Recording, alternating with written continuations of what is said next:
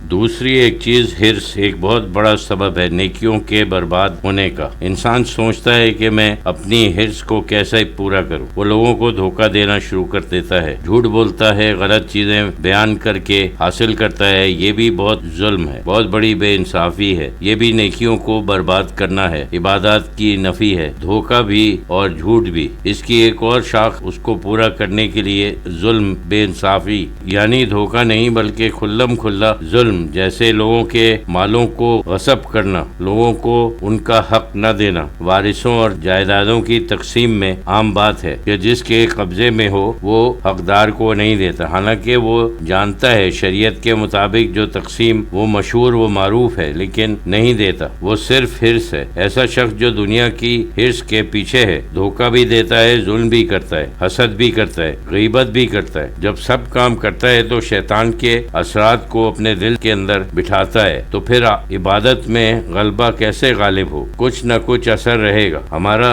عبادت میں کیسے دل لگے گا؟ اور ایسی عبادت کی قدر و قیمت کیا ہوگی؟ جب تم نے رسول اللہ صلی اللہ علیہ وسلم کی پیروی عبادت میں کی لیکن اخلاق میں نہیں کی، تو یہ تو کوئی بات نہیں ہوئی۔ عبادت میں یعنی دکھاوا تو ہو سکتا ہے، لیکن اخلاق میں دکھاوا ہونا زیادہ مشکل ہے۔ ہو تو سکتا ہے لیکن ذرا مشکل سے ہی ہوتا ہے۔ ریائی آدمی کے اخلاق کبھی اچھے نہیں ہوتے، کیونکہ اخلاق میں تو کچھ خرچ ہی کرنا پڑتا ہے، اپنی گرہ سے دینا پڑتا ہے، کچھ تکلیف اٹھانی پڑتی ہے، اپنا وقت دینا پڑتا ہے، دوسروں کو اپنے اوپر ترجیح دینا پڑتی ہے۔ یہ سب اخلاق ہیں، ان کے لیے کہ دل یعنی نفس کو دبانا پڑتا ہے۔ خیر لوگ یہ کب کرتے ہیں؟ لوگ عام طور پر عبادت میں لوگوں کے سامنے زیادہ نمایاں ہوتے ہیں، لیکن جب دینے دلانے کا وقت آتا ہے اس کے بعد نیکی سب ختم ہو جاتی ہے۔ سورہ معون میں یہی بیان کیا گیا ہے، ارشاد ہے یعنی وہ نماز پڑھنے والے ان کے اوپر افسوس ہے جو سو کرتے ہیں۔ مطلب یہ ہے کہ یعنی وہ نماز پڑھنے والے ان کے اوپر افسوس ہے، یعنی سو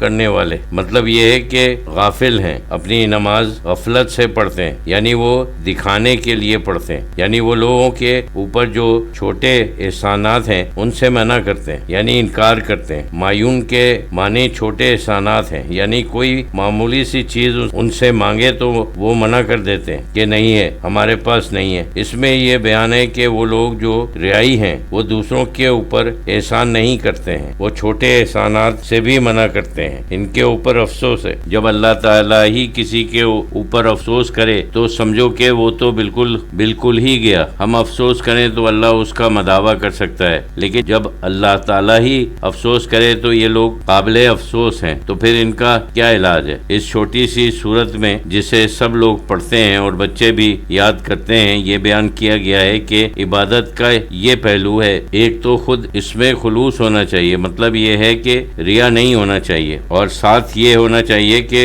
اخلاق حمیدہ ہوں، لوگوں کی مدد کرنا، دینا دلانا اور دوسرے کے لیے تکلیف اٹھانا یہ بھی ضروری ہے، بغیر اس کے تو کچھ نہیں ہو سکتا۔ اخلاق اتنے ہی اہم ہیں، ان کو کوشش سے حاصل کرنا چاہیے جتنی عبادت۔ یہ دونوں بالکل برابر کے سیکھے ہیں، اس میں کبھی غفلت نہیں کرنا چاہیے۔ اصل مسلمانوں کی عام حالت یہی ہے کہ انہوں نے عبادات کو بڑھا دیا ہے اور اوصاف حمیدہ جو ہیں ان کو بالکل پسے پش ڈال دیا ہے۔ ایک ستون موٹا کرو اور دوسرا پتلا، تو پھر ظاہر ہے کہ کیا چیز قائم رہ سکتی ہے؟ یہی ہمارے یہاں خاص طور سے حسد و کینہ بہت عام ہے، شیطان غالب آ جاتا ہے۔ تکبر بھی ایک بہت بڑا جرم ہے۔ تکبر اپنے آپ کو دوسروں سے بڑا سمجھنا اور دوسروں کو اپنے سامنے حقیر سمجھنا، یہ بھی اللہ کا مقابلہ ہے۔ ایک حدیث قدسی ہے، مطلب ہے کہ کوئی میری چادر اوڑھنے کی کوشش نہ کرے۔ کبر یعنی بڑائی تو اللہ کا مقابلہ ہے۔ ذرا سی بات پر تم دیکھو گے کہ لوگ کہتے ہیں کہ میری حد تک ہو گئی، میری توہین ہو گئی، انتقامی جذبہ پیدا ہو جاتا ہے اور ذرا سی بات پر انتقام لینے کی کوشش کرتے ہیں، دوسروں کو برباد کرنے اور نقصان پہنچانے کی کوشش کرتے ہیں۔ یہ تکبر ہے۔ اکثر جو لوگ اپنے آپ کو